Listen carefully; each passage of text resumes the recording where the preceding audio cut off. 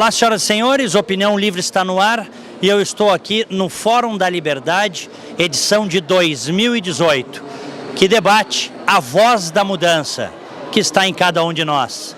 Fiquem conosco.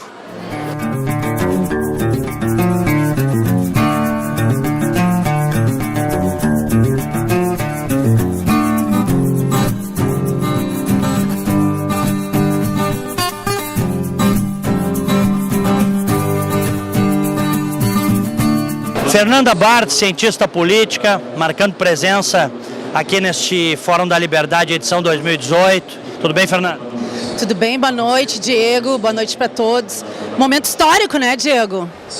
Nome do fórum, quer dizer, o slogan, a voz da mudança.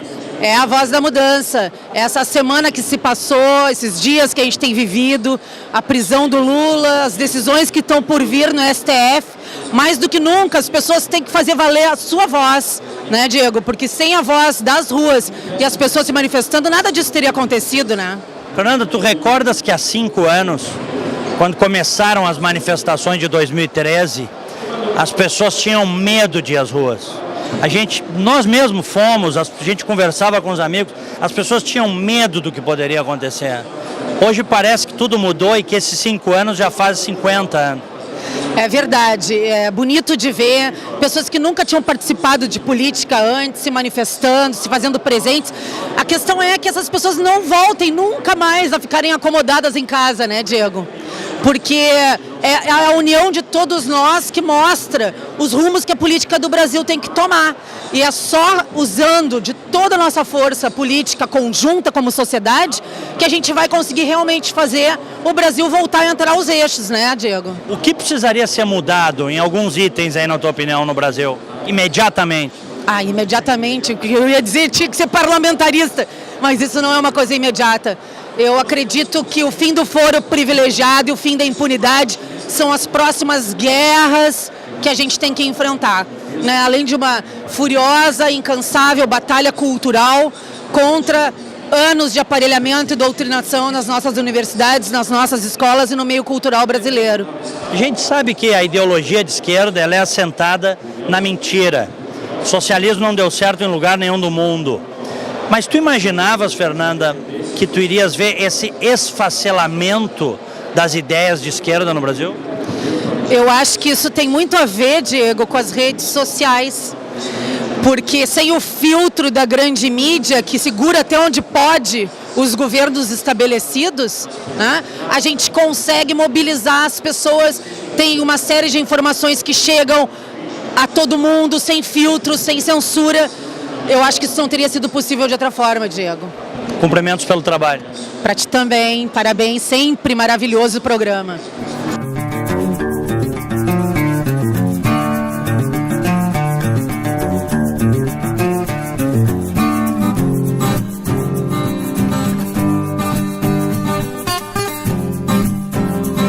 Professor Marcelo Berger, doutor em administração, figura que tem sido um grande crítico do nosso sistema político, do nosso sistema judiciário, das nossas leis. Prazer revê-lo. Prazer todo meu, uma honra e um prazer encontrá-lo aqui nesse evento maravilhoso. Um prazer. A voz da mudança é o título deste Fórum da Liberdade. O que te diz isso? Eu digo que é um início, Diego, e espectadores, telespectadores, é um começo. Porque isso é um processo longo, é um processo histórico, é uma reversão de expectativas, é uma reversão onde as pessoas têm que passar a entender que o governo não é grátis, que o governo tem um custo extremamente pesado para todo mundo, que toda vez que você coloca intermediários, você acaba criando condições para a corrupção ficar fora de controle, como a gente tem encontrado. Então, eu diria que, especialmente essa última decisão do Supremo Tribunal Federal, foi um alento. Eu diria que o país está respirando. Mas tocante à negativa do habeas corpus do Lula? Sem dúvida nenhuma. Longe de ser algo que seja definitivo. Não é definitivo e muito antes, pelo contrário. Ele representa pelo menos um sinal de que a coisa pode mudar. Ora, veja que loucura, nós estamos gravando essa entrevista. Quando a entrevista for ao ar daqui a alguns dias, o que pode acontecer é que o Supremo decidiu diferente. Como é que um país resiste a isso? Olha, a tarefa de uma de uma Suprema Corte é estabilizar expectativas, acima de tudo. Você ter um norte moral, o norte da lei, né? Mas eu acredito que não vai haver essa mudança nessa próxima decisão. Porque eu entendo que seria uma desmoralização tão grande, tão gigantesca, que eu não acredito que nem os ministros do Supremo estão dispostos a correr esse risco. Mas é uma loteria, infelizmente o Supremo se transformou nisso, né? Uma loteria. Em algum lugar civilizado do mundo, o líder de uma organização criminosa teria ameaçado tanto as instituições sem que houvesse uma resposta delas? Eu acho, Diego, eu estava conversando agora com um grande pensador, que é uma referência para nós, né, Percival Pugina, e essa pergunta me foi feita, né, e a gente estava conversando sobre isso. E na verdade, Diego, eu acho que o processo de aprendizado no Brasil ele é longo, ele é doloroso, né? E ele precisa ser feito de alguma forma. Eu não sei, na verdade, se uma coisa um pouco mais grave poderia ter sido feita nas circunstâncias do ex-presidente, porque talvez o país não estivesse preparado para isso. Tu está entendendo? Mas o país subiu um degrau. Mas eu acho, esse aqui é o ponto importante, é a sinalização. Por quê? Porque pela primeira vez nós temos um ex-presidente comprovadamente corrupto, criminoso, bandido, atrás das grades. Quer dizer, isso é uma coisa gigantesca para um país como o Brasil, né? Então vamos aguardar que as pessoas percebam que isso não é um benefício para um ou para outro, mas é para todo mundo, porque todo mundo ganha, num jogo social, num jogo coletivo, é um jogo de ganha-ganha. As pessoas têm que entender que no momento que todas respeitam as mesmas regras, isso se torna positivo para todo mundo e não só para um ou para outro. Ou seja, todos saem ganhando. Um abraço. Obrigado, eu que agradeço. Um abraço a todos.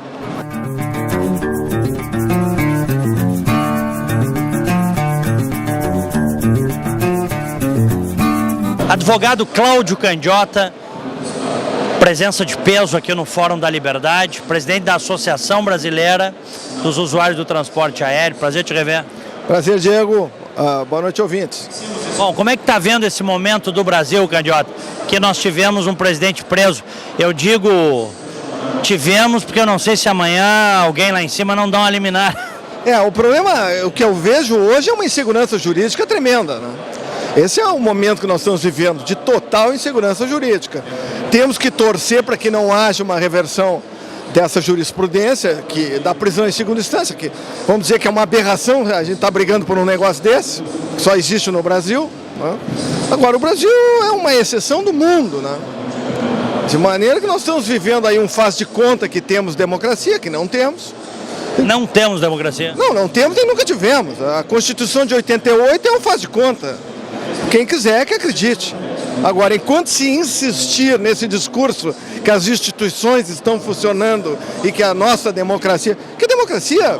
Se tivesse democracia e instituições funcionando, não teria ocorrido o maior roubo da história do mundo. Então isso é uma falsidade que temos que parar de repetir. Nós temos que fazer. O que nós vamos fazer já que as instituições não estão funcionando? O que está funcionando? A Lava Jato. A Lava Jato foi a melhor coisa que aconteceu para o Brasil desde o descobrimento. Porque de lá para cá, o que aconteceu? O Brasil só foi saqueado. Quer dizer, a Lava Jato nos traz a esperança de uma virada. Mas agora vamos ter que enfrentar a eleição. Aí a gente poderia dizer assim, não, agora na eleição nós vamos só eleger gente boa. Urna eletrônica, que só tem no Brasil, em Zâmbia e na Venezuela. A nossa luta hoje deveria ser a favor do voto impresso, em defesa do voto impresso. Não sei como vamos fazer essa, mas essa seria a nossa nova luta, contanto que o Lula continue na cadeia, que é o mínimo que se espera. Essas urnas eletrônicas, isso é uma piada, né? Isso é uma piada. Você não pode contar os votos que estão ali dentro? Não, é um absurdo. A Universidade de Princeton fez um laudo em 2006 e destruiu a urna eletrônica de primeira, segunda, terceira e quarta geração. A urna eletrônica brasileira é de primeira geração. É um case suíço. Agora, o Gilmar Mendes disse que é um case de sucesso. Muito bem. Quantos países de 190 copiaram? Nenhum. Mas se é um case de sucesso, todo mundo deveria ter copiado. Não, ninguém copiou. E aqueles que estavam usando estão terminando. O último que terminou foi a Índia. Agora só sobrou ditadura usando esse negócio. E aí nós vamos dizer que o Brasil é uma democracia. Se nós não fizermos o diagnóstico correto, nós não vamos achar o remédio correto. Temos que começar do zero, e começa com a eleição, pelo menos votando bem. Eu te diria assim, Diego, eu acredito que no Rio Grande do Sul, nos estados, principalmente os estados do Sul e Sudeste, não temos violação de urna nem fraude. Mas nos estados brasileiros que têm proprietários, e são muitos, que vêm se reelegendo, já está na segunda geração de Barbalho, Sarney, Jucá, Renan, entende? Renan e o filho do Renan, daqui a pouco é o bisneto do Renan. Não dá. Isso é sinal que não funciona a democracia. Temos que começar do zero. Agora, nossa primeira oportunidade é a eleição. Como é que nós vamos fazer com essa história dessa urna? Lá para cima, né? Não sei, mas é o que nos resta. Candiota, prazer te ver. Prazer é todo meu, vamos adiante. A luta continua, o cara preso não quer dizer nada, não podemos baixar a guarda.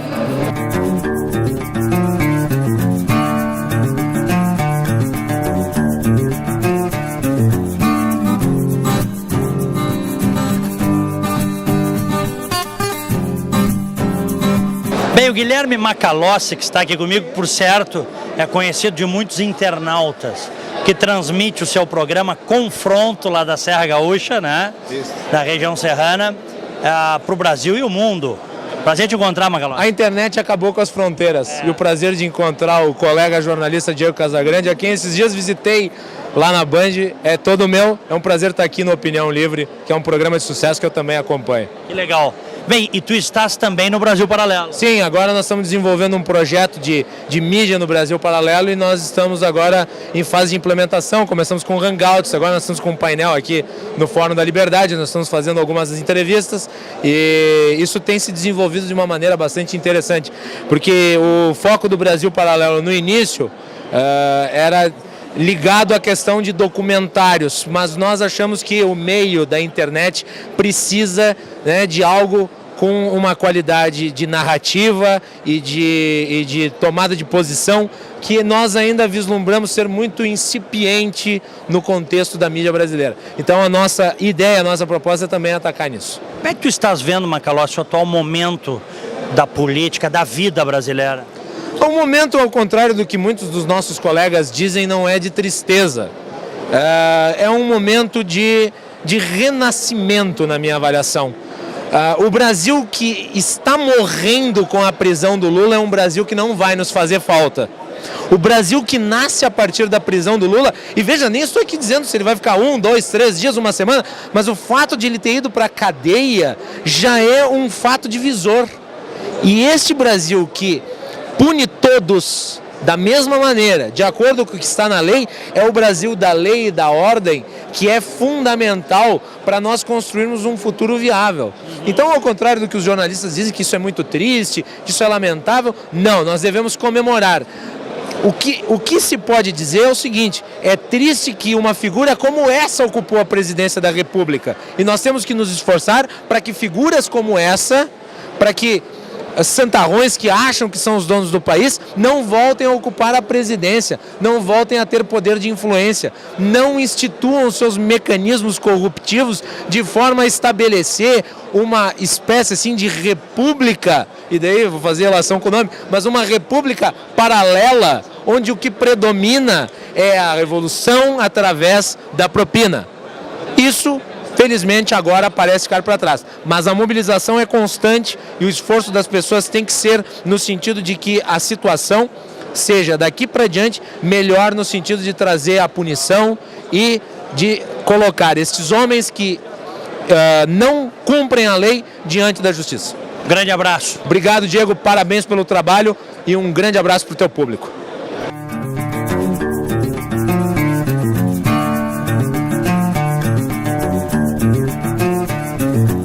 Bem, o João Pedro Vieira Bastos é presidente do Instituto Atlantos, que começou como Clube Miss Ren, né? Não foi?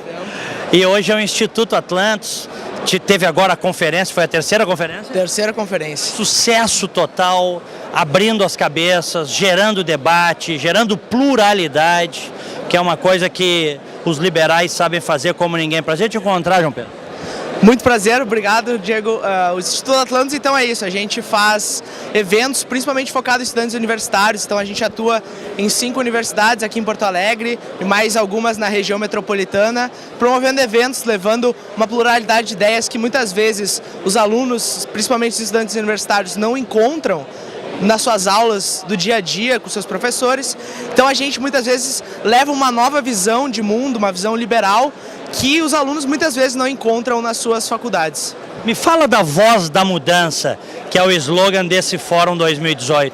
Eu acho que para o momento que a gente está vivendo, principalmente perto das eleições, é um excelente tema, porque a gente põe o protagonismo não só nos políticos, claro que eles vão ter que participar da mudança, mas põe o protagonismo na sociedade civil, que é quem de fato vai promover essa mudança que o Brasil tanto precisa para os próximos anos. Eu tenho perguntado para as pessoas o que isso representa para elas, essa voz, né? A gente de uns anos para cá tem se dado conta que cada ser humano é um exército, né? No sentido de propiciar a mudança. Eu acho que é isso, e principalmente na era que vivemos de redes sociais, mídias, o Facebook, YouTube, como sabemos que tu trabalha muito bem, né? De cada pessoa conseguiu ter sua voz e levar para o debate público as suas opiniões de uma maneira fácil, barata e um resultado do capitalismo, da inovação. Eu acho que esse é um momento único na história da humanidade, onde cada pessoa pode ser sua voz e pode não depender de políticos, mas sim ser ela mesma a voz da mudança por meio da tecnologia, das redes sociais e de engajamento com as pessoas que ela convive. João Pedro, tá bombando o Instituto Atlantos? Sem dúvida. Valorizada, os jovens estudantes procuram muito na conferência, o pessoal sempre vem, quer participar. A gente teve um processo seletivo para trazer coordenadores para trabalhar para o Instituto, tivemos dezenas e dezenas e dezenas de inscrições, um time renovado para trabalhar, para conseguir ampliar a abertura do Atlantos para mais cidades e conseguir levar as ideias liberais para cada vez mais faculdades, mais cidades e encontrar cada vez mais público que muitas vezes não consegue ter acesso a essas ideias. Sucesso, parabéns pelo trabalho. Muito obrigado, eu que agradeço.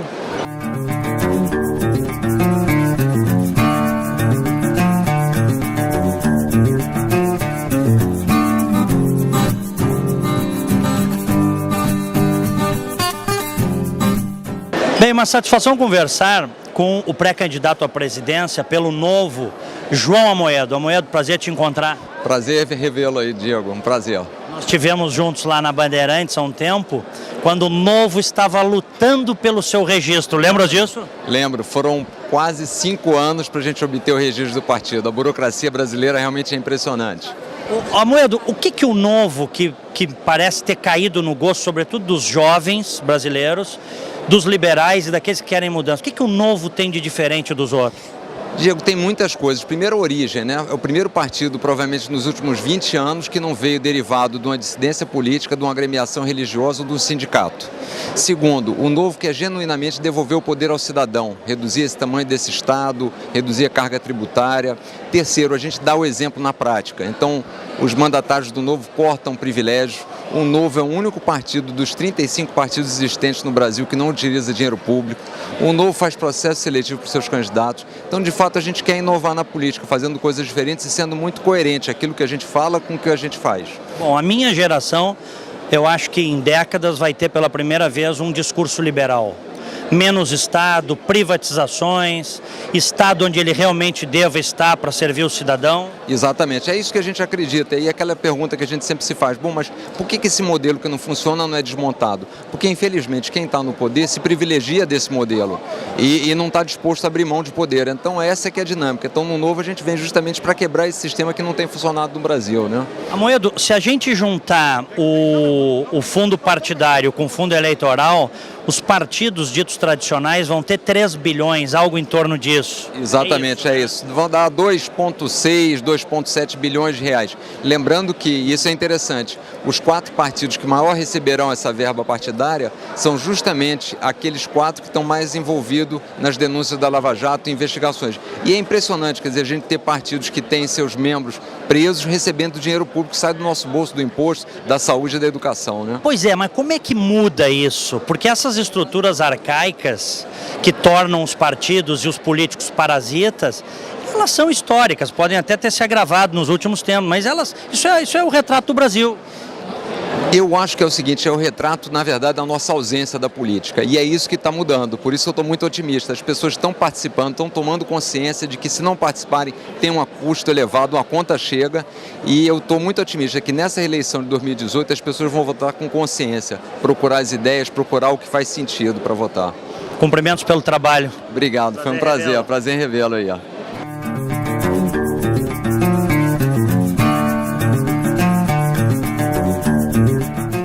Meu querido amigo Rodrigo Constantino, olha, uma das primeiras vozes liberais, pelo menos eu digo assim, há quase 20 anos, dando porrada, dando murro em ponta de faca quando era feio ser liberal.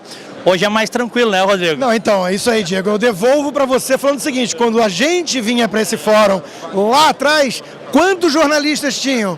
Vê se era isso tudo que tem hoje aí. Era Diego e olhe lá, né, entrevistando e cobrando das pessoas um posicionamento liberal.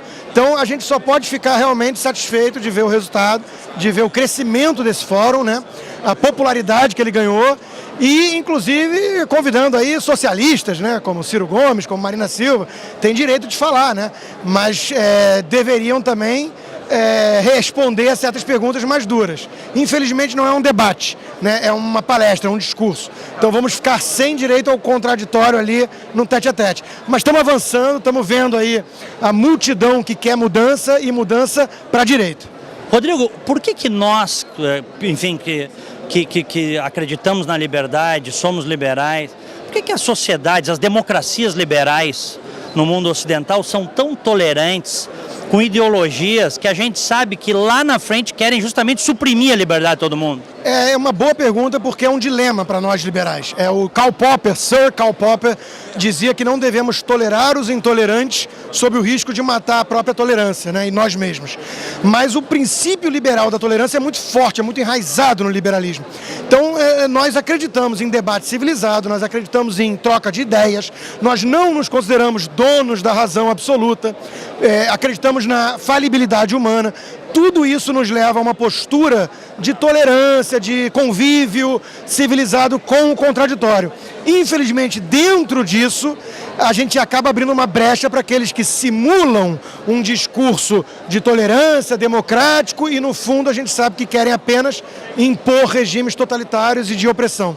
Então é o preço que a gente paga. Por isso que um dos pais fundadores dos Estados Unidos falava que o preço da liberdade é a eterna vigilância. Jefferson. Exato. Se nós não estivermos vigilantes, esse pessoal vai usar tudo isso que a civilização ocidental oferece de melhor para destruir a própria civilização ocidental de dentro. O Brasil está de fato mudando? Eu acredito que sim. É óbvio que nós estamos numa fase inicial das mudanças, né? Falta muito, ainda temos que comer muito feijão com arroz para construir instituições sólidas e que se possam dizer republicanas, né? Mas é um começo, e é um começo alvissareiro, eu diria, porque o bolivarianismo não vingou nesse país, a despeito de todo o esforço do lado de lá. O líder, o chefe da quadrilha está preso, pelo menos hoje, enquanto falamos, está preso. Isso é uma conquista enorme do Brasil, das instituições e do povo que foi às ruas pressionar. Então, sem dúvida, nós estamos vendo aí a bola quicando para algum tipo de candidatura, de mensagem mais liberal, né? Como diz o Gustavo Guedes, que está no Partido Novo agora, tem muitos querendo vestir a jaqueta liberal. Isso é um sinal que político, como caixa de ressonância, está escutando que essa mensagem se popularizou. Então, sem dúvida, só posso ser otimista em relação às mudanças. Mas não vai ser fácil. A gente sabe que tem muito grupo de interesse organizado, muita gente do lado de lá que vai perder muito com esse avanço institucional do país, com esse progresso. Porque eles vivem do atraso, né? Eles são como carrapatos, como parasitas do cidadão, do trabalhador. E esse pessoal não vai desistir fácil, osso duro de roer, né? Vai lutar, vai reagir para manter os seus privilégios. Então vai ter luta, vai ser difícil esse processo, vai ser árduo parir um país novo, mas nós estamos conseguindo e vamos fazer. Tu estás há alguns anos morando na América, como é que está a vida lá? Muito boa e serve, Diego, para ver o abismo entre um país de primeiro mundo civilizado e o Brasil. Quer dizer, isso, eu estou há 3 anos completados agora morando em Weston, na Flórida, e o choque para um brasileiro, ainda mais carioca como eu, que saiu do Rio de Janeiro, que é a capital nacional do jeitinho, da malandragem, é um choque muito grande. Você vê como as pessoas respeitam as leis, o próximo, é uma sociedade de confiança, você não parte da premissa que o outro quer te enganar o tempo todo, você confia nas instituições e nas pessoas. Isso cria outro tipo de país, cria uma nação onde você vive com mais tranquilidade, onde você vive com menor custo de transação, onde você tem o direito de ir e vir muito mais respeitado. Então, meu sonho é poder lutar para o Brasil ser um dia um pouquinho mais parecido com esses países civilizados de primeiro mundo. Sempre um prazer te encontrar. Prazer é meu, Diego. Até a próxima. Grande abraço. Abraço.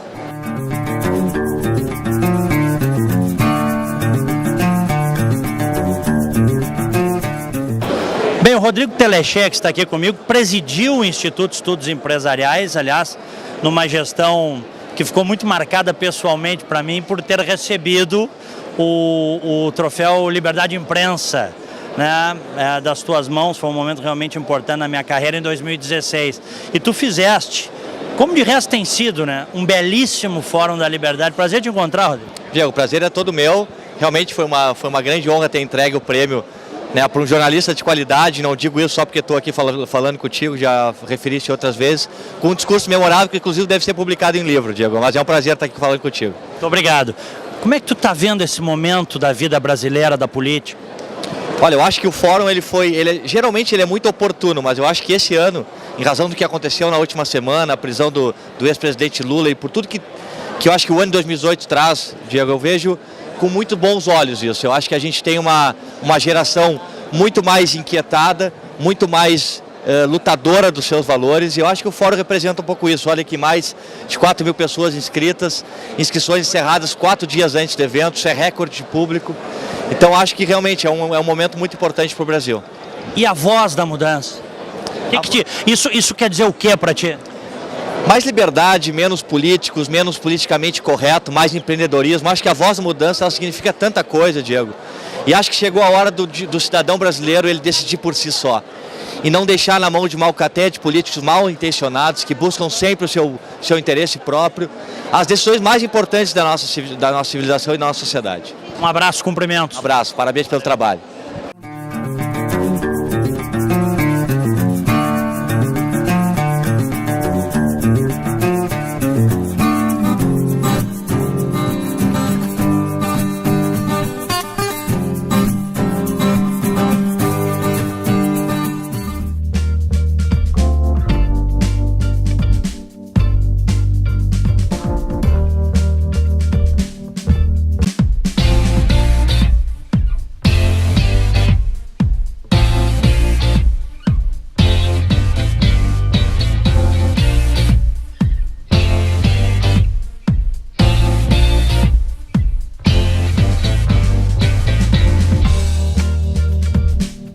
Sistema Fê-Comércio RS apresenta a energia que circula, o clima que vira, a força que rola, o aperto que passa, a ideia que troca, a gente que toca, o desejo que anda, o tanto que gera, a vida que gira. Sistema Fê-Comércio RS. Com você, a gente faz a economia girar. Com você, a gente faz a vida se movimentar. Todo dia é um novo desafio. Acordar cedo, trabalhar até tarde, não fechar ao meio-dia. Feriado não é descanso, é oportunidade. Pedido após pedido, venda após venda, a gente sabe como você se sente. Melhor que isso, a gente trabalha para você se sentir mais seguro, mais preparado, mais forte. E para isso estamos sempre prontos para representar o varejo. Precisa de ajuda a qualquer hora? A gente dá uma força. De ajuda para agilizar a papelada? A gente dá uma força. Precisa crescer? Já sabe, a gente dá uma força para você, para sua loja, para o seu futuro. Que a gente faz o varejo mais forte. Cindy Lojas Porto Alegre, 80 anos. A vida é assim. Chove, faz frio, acaba a luz. A vida é assim. Chove, faz frio. E quando você menos espera, acaba a luz. A vida é muito melhor quando você está bem acompanhado. E é isso que inspira a Unimed a estar sempre do seu lado, cuidando de tudo para que cada um dos seus planos comece a ser realizado hoje mesmo. Cuidar de você. Esse é o plano. Unimed.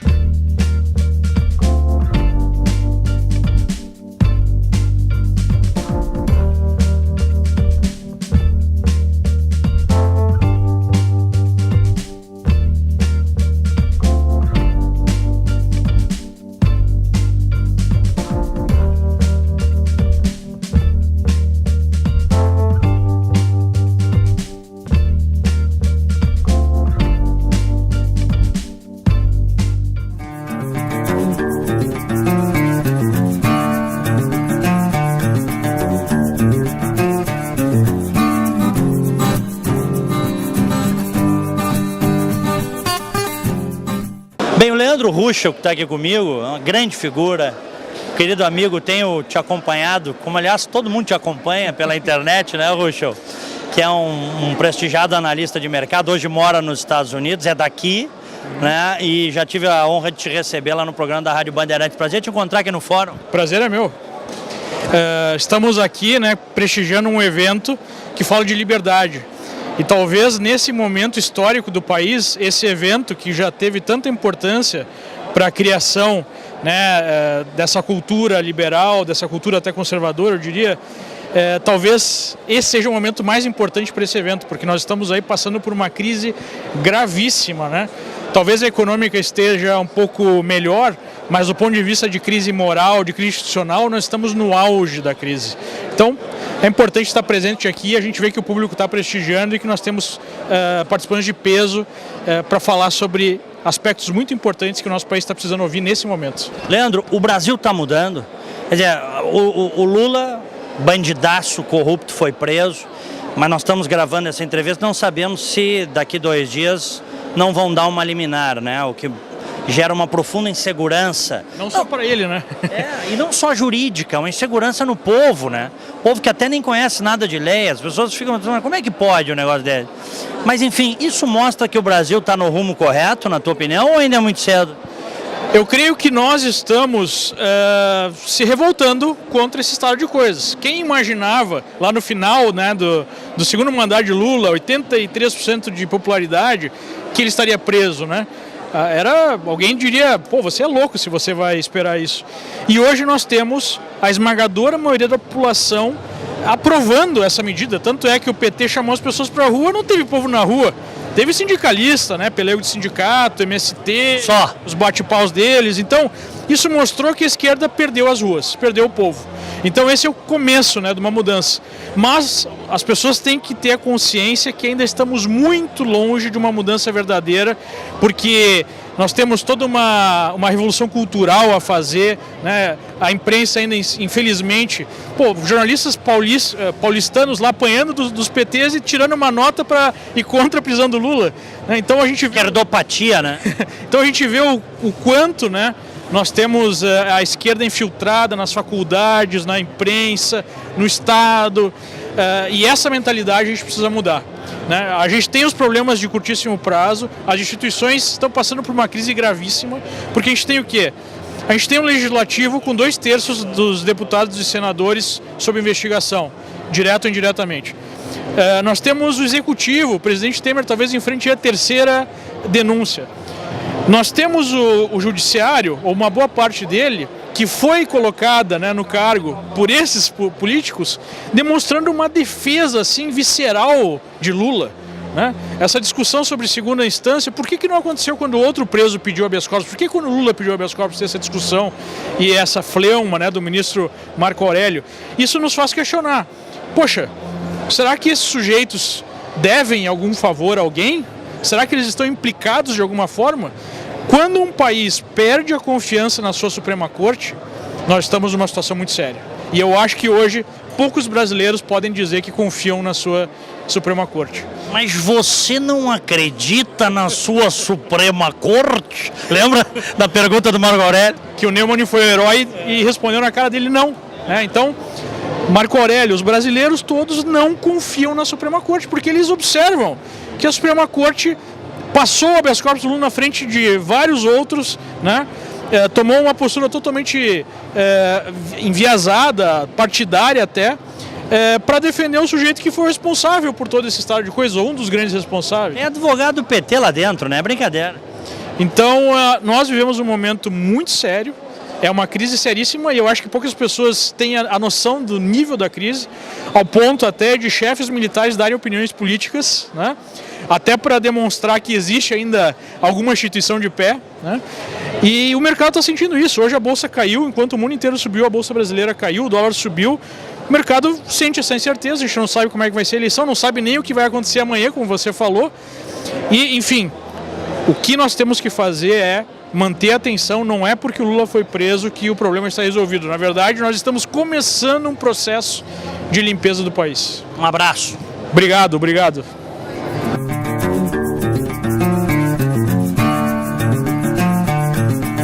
Governador Sartori, tudo bem? Tudo bem. Prazer revê-lo. Igualmente. Participou da abertura do fórum. Era obrigação, né? Eu acho que sempre que tem discussão de ideia, participação coletiva, integrada de todo mundo, eu acho que a preservação do processo democrático sempre é a questão importante para a vida do nosso país e da democracia. Governador, o lema deste ano é a voz da mudança. O que isso lhe toca? Me toca que a gente não tem que ter receio de tomar atitude, de ter coragem, de implementar mudanças. Não se concebe mais na vida do nosso país que o poder público não tenha capacidade de gestão. Desde o primeiro dia do nosso governo, procuramos, com transparência, falar a verdade e mostrar a realidade financeira do Rio Grande do Sul. E esse caminho hoje está mudando algumas questões, estamos aí trabalhando para ver o que acontece agora com a situação nova da colocação na Bolsa dos valores, ou melhor, das ações do Banrisul, e também continuando o trabalho para buscar adesão ao regime de recuperação fiscal. Confirmada a candidatura à reeleição? Não, por enquanto eu não falo sobre isso, é uma expectativa, muita gente interpreta, mas eu prefiro continuar o nosso trabalho e temos tempo pela frente, e quem decide isso são os partidos políticos. Obrigado. Obrigado, governador.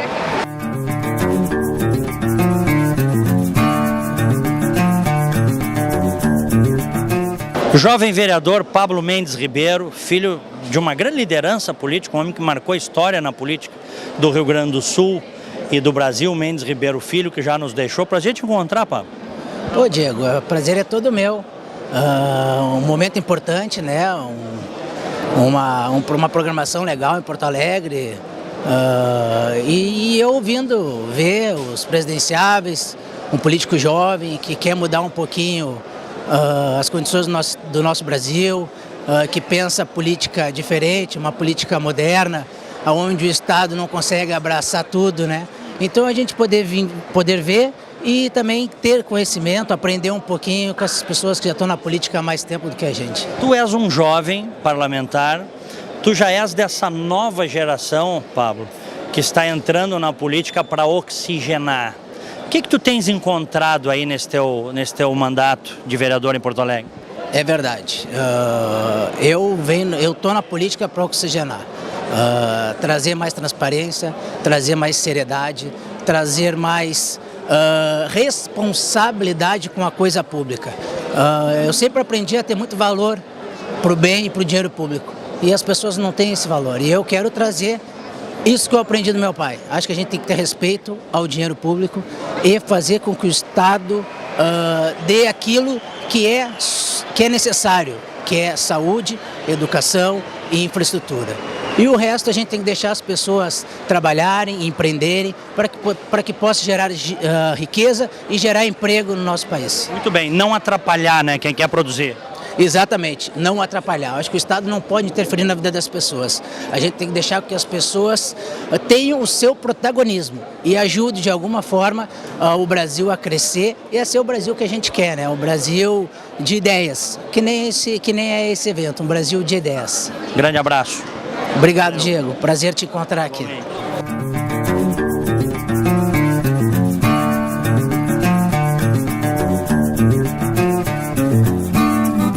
Bem, um prazer encontrar o Kim Kataguiri, com quem eu tenho conversado em vários momentos, inclusive aqui no Fórum da Liberdade, que é uma das lideranças do Movimento Brasil Livre. Prazer te encontrar aqui. Prazer te encontrar, Diego.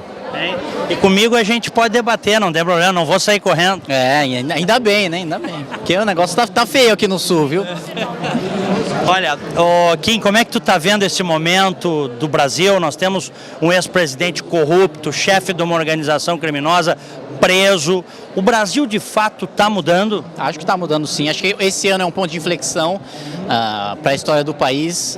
Quem vencer essas eleições vai definir não só os próximos 4 anos, mas acho que os próximos 10, 15 anos. E é importante que a gente tenha força para fazer uma composição forte de liberais, de conservadores, tanto para eleger representantes na Câmara dos Deputados, como para fazer um presidente da República. Tu estás convencido de que essa mudança vai levar quanto tempo? Depende de qual você diz que é o resultado dessa mudança. Ela já está acontecendo, né? Agora, qual que é o fim, qual que é o objetivo final? Eu acho, a minha opinião é que o ideal seria que a gente discutisse uma nova Constituição, mas não agora. Porque se a gente discutisse agora, ia ser assim, nosso congresso foi de Ulisses, aliás, foi de Rui Barbosa para Ulisses, para Valdir Maranhão. Imagino que sairia agora, seria pior ainda do que a de 88. Então, acho que para esse fim, uns 20, 30 anos, mas pelo menos a gente chega lá. Nós precisamos de mais liberais e mais conservadores nos parlamentos e nas administrações públicas, mas isso ainda é muito incipiente no nosso país. Com certeza, a direita está passando a existir agora, né? A representação institucional está começando a existir agora, a organização de direita está passando a existir agora, e eu acho que o resultado de tudo isso a gente vai ver nas eleições desse ano, e eu pessoalmente estou otimista. Eu acho que o pêndulo ideológico da sociedade hoje está mais para a direita, está mais para o liberalismo e para o conservadorismo. Tu és pré-candidato a deputado federal? Sim, por São Paulo. Por São Paulo? Isso. Qual partido? Pelo DEM. Pelo DEM. Bom, algumas pessoas escolheram organizações partidárias novas, outros, como tu, optaram por já usar as estruturas que estão aí para fazer uma mudança por dentro. Qual a diferença aqui? Eu acho que ambas as frentes são válidas, ambas as frentes são legítimas, mas estrategicamente, na minha opinião, e dentro do plano do MBL, utilizar as estruturas que já estão aí faz mais sentido, primeiro, porque a gente está no sistema proporcional de lista aberta, ou seja, nós aproveitamos os votos de todos aqueles outros que não são liberais, que não são conservadores, que não são coisa nenhuma, mas a gente pode utilizar a nosso favor para eleger os nossos candidatos, e também porque Brasília tem uma lógica muito suprapartidária. Né? Todos os líderes de bancadas, tanto do PT, do PSOL, do PSDB, respeitam seus membros que votam com a ruralista, ou com a evangélica, ou com a LGBT, e entendem que aquilo faz parte da atuação daquele parlamentar e, portanto, não interferem naquilo. Então, acho que, dado o atual cenário político, a postura mais pragmática é se utilizar a estrutura que já está aí. Me fala 3 coisas que tu achas fundamental mudarmos no Brasil. Reforma previdenciária, pacto federativo e as leis de segurança pública. Lei de execução penal, processual penal e penal. Bandido ficar preso mesmo. Bandido ficar preso, né? Acabar com progressão de regime, não cumprir só 1/6 da pena, cumprir toda a pena, continuar sendo preso, não ter essa história de, não, cumprir 1/6 aí sai de dia para trabalhar. Mas por qual que é a profissão do cara? É roubar. Isso aí não existe. Isso aí não existe. Então, 3 coisas fundamentais. A primeira coisa que o primeiro presidente da República vai ter que discutir dia 1º de janeiro de 2019 é a reforma da Previdência. Seja ela mais leve, um ajuste fiscal, seja uma reforma propriamente dita. Temer não conseguiu. Temer não conseguiu. Segundo ponto, rever o Pacto Federativo, que é uma aberração hoje. Né? Hoje você tem grandes caciques do Norte e do Nordeste utilizando o seu capital político para pegar dinheiro de outros estados e fazer populismo nesses seus estados. Tem, por exemplo, o governador Flávio Dino no Maranhão, que colocou um piso salarial para os professores agora de R$6.000, sendo que outros estados que financiam o governo do Maranhão não tem professores que ganham nem metade disso.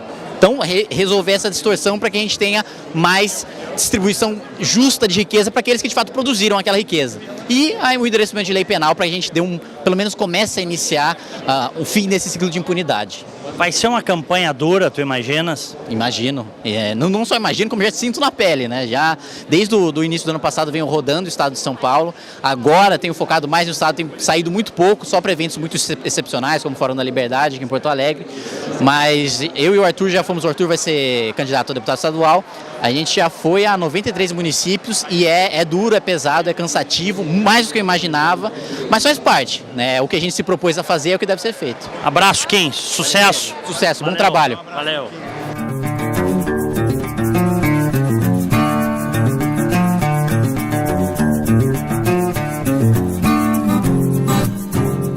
Bem, o Arthur Duval, que está aqui comigo, do Mamãe Falei, é hoje, vamos dizer assim, um mito na internet.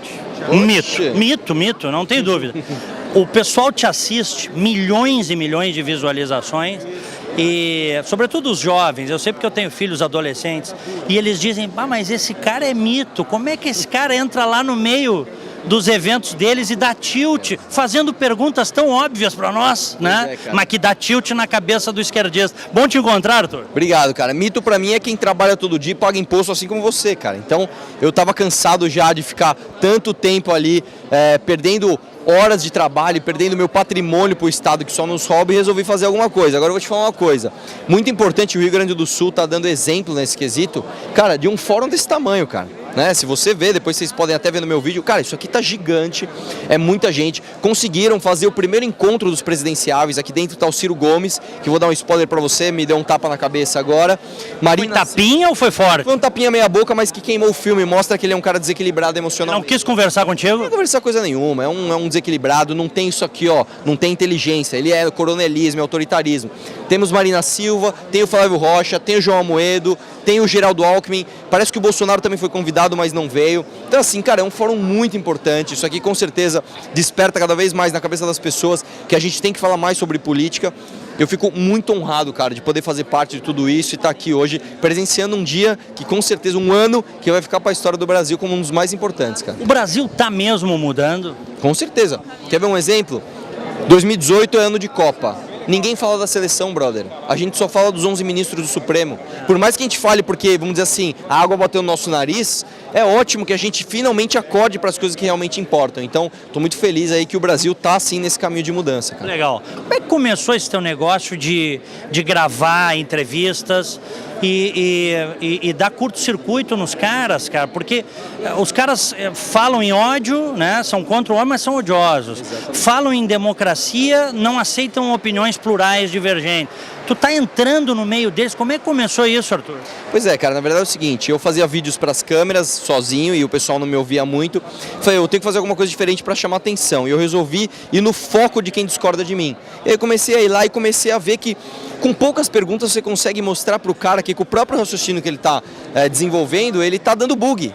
Ele ali tem uma incoerência, tem uma incongruência no que ele tá falando. Então, começou indo pra rua ali na vontade de fazer alguma coisa e hoje ainda bem ganhou bastante expressividade e junto com o trabalho de todas as pessoas que tem, por exemplo, um trabalho intelectual, um trabalho de comunicação nas redes, como é que eu posso dizer, mais estabelecidas, a gente conseguiu crescer e chegar lá, cara. Tá, e aí não é arriscado tu te meter no meio de um bando de fanáticos? É um pouco, mas é mais arriscado a gente ficar quieto e esperar virar isso aqui uma Venezuela. Então, eu resolvi sair à rua e pôr minha cara a tapa para pelo menos ver se a gente muda um pouquinho. E tá mudando, hein?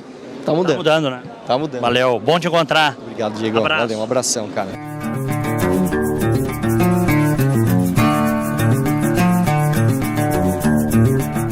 Vereador Ricardo Gomes, do Progressistas, que já foi presidente do Instituto de Estudos Empresariais. Aliás, muitos colóquios participei sob a presidência do ilustre vereador, hoje vereador, né, que abriu mão até do seu escritório, uma coisa que a gente sempre conversa, que as pessoas para entrar na vida pública, né, Ricardo, tem que fazer escolhas, e às vezes são escolhas de entregas pessoais muito pesadas para alguém como tu que gosta da advocacia. Prazer te encontrar. Prazer é meu, de novo, aqui no fórum, que muitos anos a gente se encontra aqui, e é isso, né, um chamado quase de vocação, parece piegas dizer isso, mas acabei deixando o dia a dia do escritório para ir para a Câmara, porque eu sentia que esse era o momento, ainda sinto que esse é o grande momento que a gente tem de ecoar essas ideias aqui do Fórum da Liberdade no ambiente político.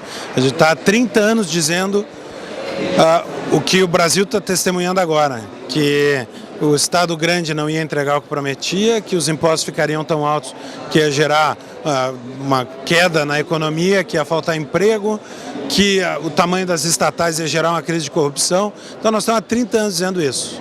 Aconteceu. Agora nós temos a responsabilidade e a obrigação de dar um passo à frente e participar da solução. As coisas estão realmente mudando? Eu acho que sim, acho que não no nível que nós queríamos. Leva tempo, né? Leva tempo. E é uma batalha que não tem nocaute. A gente tem que ganhar um round, depois outro round, depois outro round. O inimigo sempre levanta e volta. Então é o seguinte, Essa prisão do Lula, para mim, isso é um símbolo, isso é de uma marca gigante na história do país. Mas é simbólica por quê? Porque não prendeu todos os bandidos, não resolveu todos os problemas, prendeu um bandido. Nós temos um trabalho a continuar fazendo agora. Então esse é o sinal de que é um sinal de que a gente consegue mudar as coisas, mas é fundamental que a gente continue trabalhando para completar as mudanças. Quando eu olho, honestamente, eu vejo o governo Temer, eu não sinto que a nossa missão está completa, pelo contrário, eu sinto que nós temos muito por fazer ainda. Agora, o triste é que nós estamos falando aqui, gravando essa entrevista, e amanhã alguém pode dar, um advogado do PT qualquer na Suprema Corte, pode dar uma liminar e soltar, né, o sujeito condenado. E aí o símbolo vira ao contrário. O que hoje é um símbolo de punibilidade, um símbolo de que a lei deve ser respeitada, se amanhã isso se reverte, o símbolo é o contrário, que não vale a pena seguir a lei, que político é super poderoso mesmo, e que o governante está acima da lei e não submetido a ela. Então esse próximo momento é fundamental, porque o simbolismo agora vai ser cada vez mais forte. E o futuro da República depende do que vai acontecer agora. Um abraço. Um grande abraço para todos.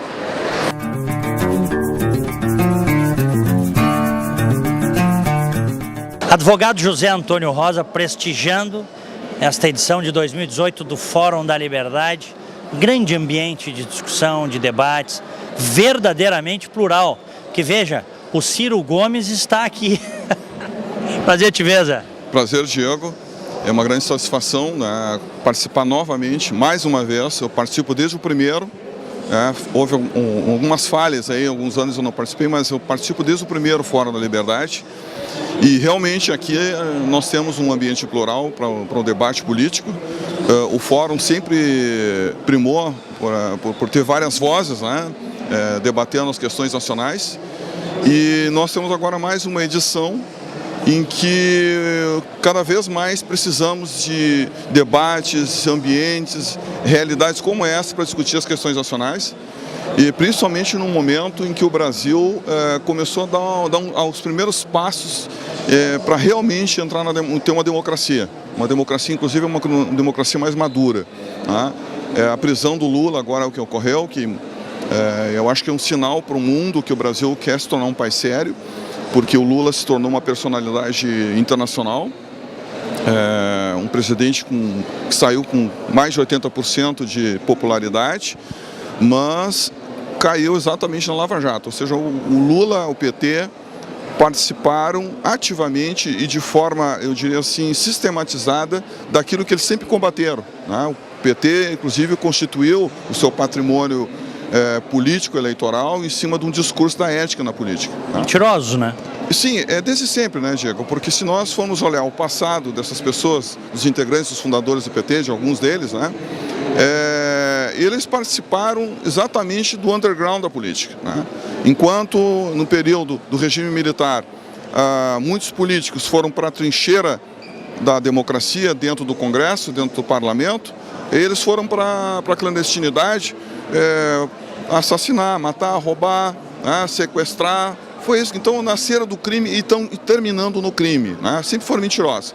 Criaram uma narrativa agora que lutaram pela democracia, mas quem tiver um pouquinho de coragem, quem tiver deixar um pouquinho da sua preguiça e olhar a história, vai encontrar documentação farta, inclusive depoimentos de pessoas que saíram do PT e saíram dos partidos de esquerda, saíram inclusive da própria esquerda. Essas pessoas podem, então, são testemunhas presenciais, oculares, reais da realidade daquele tempo que é recente ainda, né? Do ponto de vista histórico ele é quase nada. E pior, Diego, acho que é o mais importante que a sociedade precisa estar muito atenta. Né? A proposta apresentada pelo PT, o PT e seus partidos, eu diria assim, os seus micos amestrados, né? A proposta apresentada é uma proposta que não deu certo em lugar nenhum do mundo, Diego. Então eu acho que é isso que a sociedade precisa entender, todos nós, para nós podermos realmente amadurecermos politicamente. Essa proposta socialista, comunista, não deu certo. O resultado disso, nessa aplicação em mais de 40 países do mundo, foi somente morte, né, genocídios, a miséria, a fome, a destruição. Então, o Brasil hoje, para dar esse salto de qualidade, precisa, num primeiro momento, assumir uma postura em busca das liberdades, né? Um país que precisa buscar as liberdades. E a democracia está nesse ambiente. A democracia, inclusive, é um círculo virtuoso, né? Que as liberdades fomentam a democracia promove as liberdades, né? E as instituições, que é uma coisa que nós precisamos reconstruir no Brasil.